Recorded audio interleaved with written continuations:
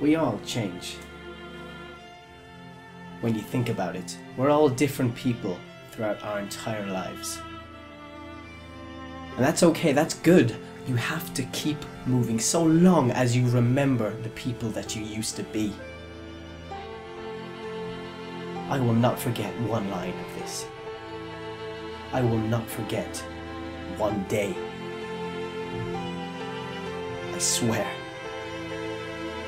I will always remember when the doctor was me.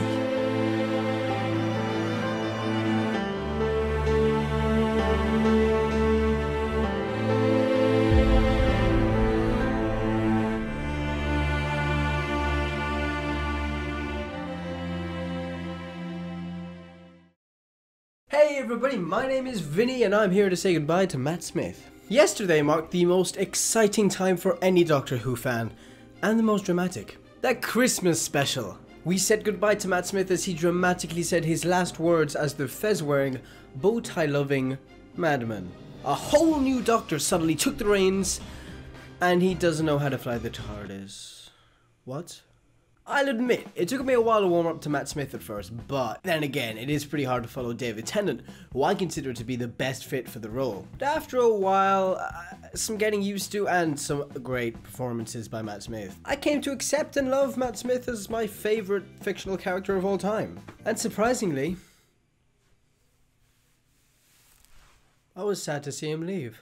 Especially after that speech at the end where he kind of wrapped up his whole time as the Doctor, and he was even able to relate our crummy human mortal lives to the Doctor's regenerations. It was as if he was speaking directly to the fans, as Matt Smith, and not as the Doctor. It was really, really great, I loved it. But apart from the ending of the episode, I do have to add, I didn't like the rest of it that much, apart from the ending. I thought it was a little lacking. I mean, if you compare it to the Christmas Invasion with David Tennant, where we get to see him for the first time and his fat in hand, it doesn't hold up. It just, different. But fortunately, the ending was solid enough to leave a good impression. And let's talk about the regeneration itself, because it did differ to past regenerations. Doctor Who is always going to have some plot points that don't make any sense.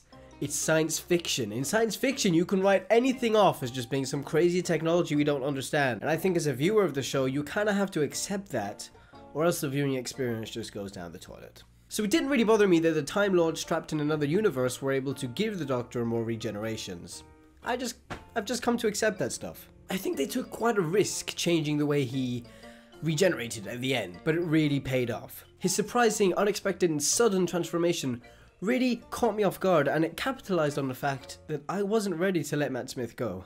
All in all, despite the episode being a little weak here and there, the ending really paid off, and I think that Matt Smith got the send-off he deserved.